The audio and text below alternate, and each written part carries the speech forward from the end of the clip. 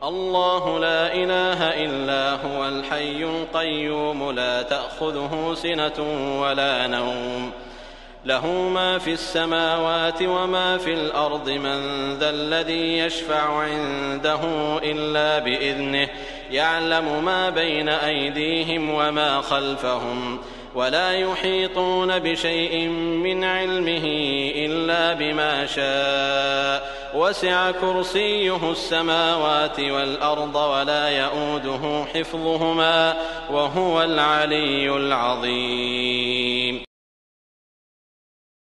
Biz ni üçün tawhidni öyrənəbiz? Birinçidən, jinlər həm kişilərinin bu dünyaga kilülərinin, yaşawlarının səbəbi tawhid, bir Allah'ını gına gıybadətlərimizdə birləw.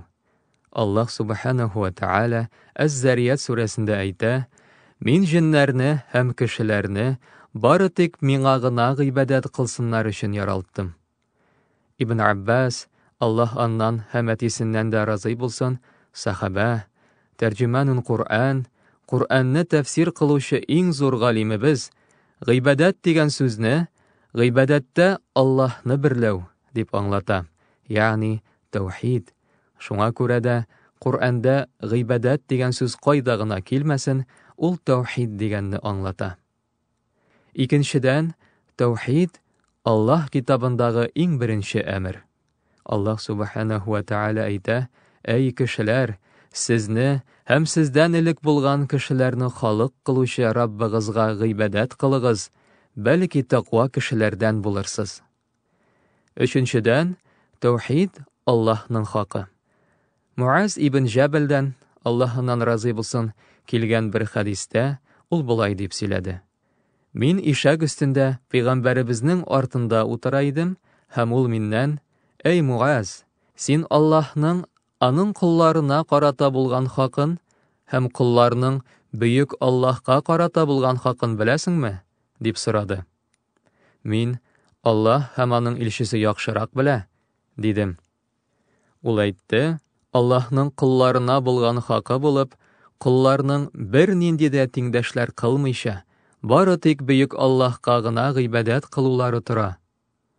Allah kullarının büyük Allah'ta bulgan haqlar bulup şul tura, eğer alar Allah'a tengdaşlar qılmagan bulsalar, Allah alarını gazaplamayacak." Min Allah'ның ilşisine aytdım: "Ey Allah'ның ilşisi, miňa muның haqında kişilerge eytirgemi әллә?" Ul aytdı: "Aytma alarga, yog'isa alar tanışlanırlar." Demek, bu hadisten biz şunu anlaybız: Allah'ның haqqı var eken, hem bu haq gıybadatibizde bir anıgına birlewden tura.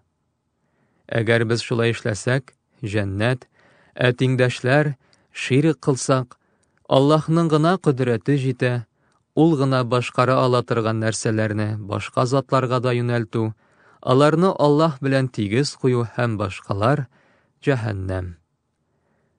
Bir gadigine misal kitirip gitsek, onlarga tağın da jingilrek bulur.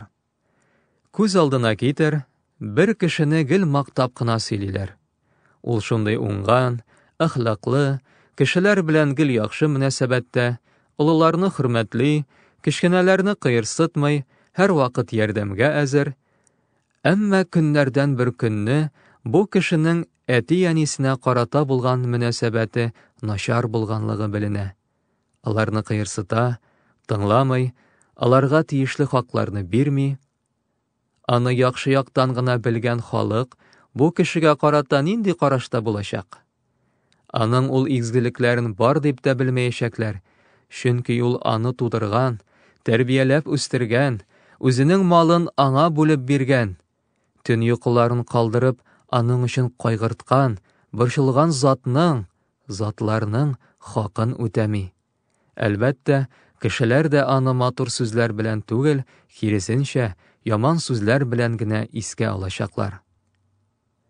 Хәзер әйдәгез уйланыйк.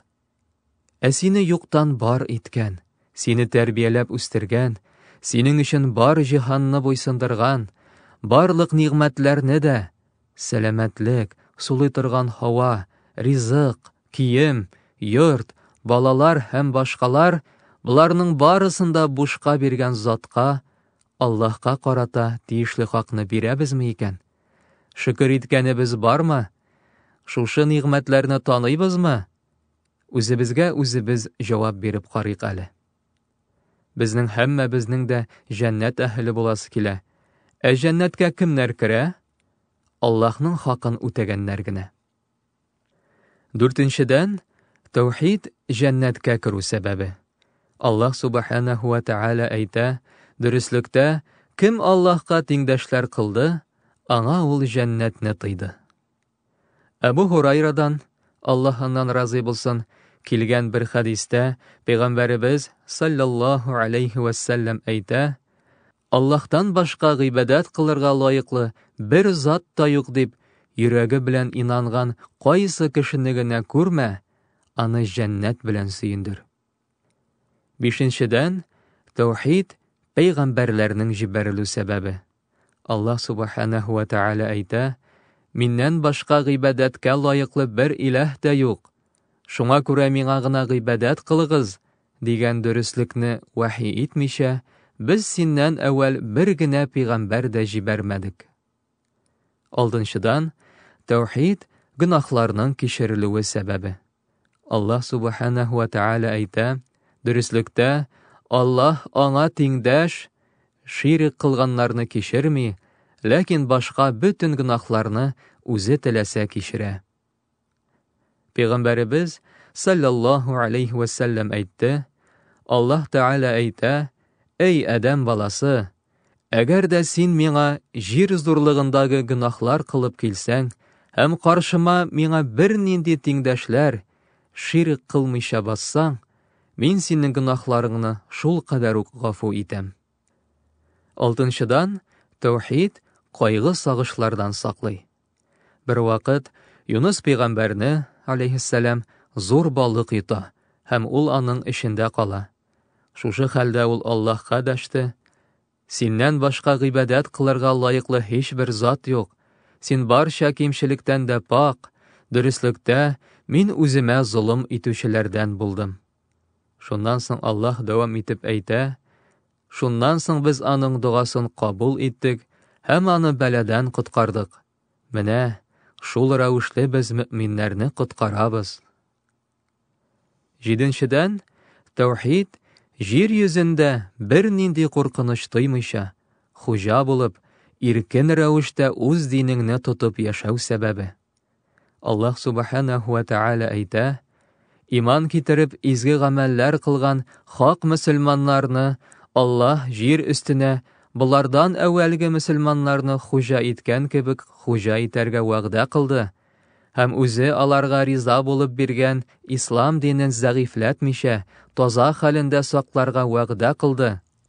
Дошманнарыннан куркып яшәүне иминлеккә, тынычлыкка алыштырырга вәгъдә кылды. Карагыз әле, Аллаһ үзе вәгъдә кыла. Без сезнең белән беләбез, Аллаһның вәгъдәсе хак. 1-дән, мин сезне җир өстенә хуҗа итәрмен ди. 2-дән, ислам динен таза килеш саклармын ди. 3-дән, дошманнардан курыкмыйча, иминлектә, тынычлыкта яшәрсез ди. Тынычлыкта, иминлектә, бер нидән дә курыкмыйча иркенләп яшәүнең нинди зур ниғмәт икәнен һәммәбез дә аңлый. Кемнәргә бирелгән шундый бәхет? Аллаһ субханаһу ва тааля аятны дәвам итеп, әлеге бәхетләрнең сыйфатларын безгә әйтеп бирә. Алар миңа гына гыйбадәт кылырлар ва миңа һич кемне тиңдәш кылмаслар.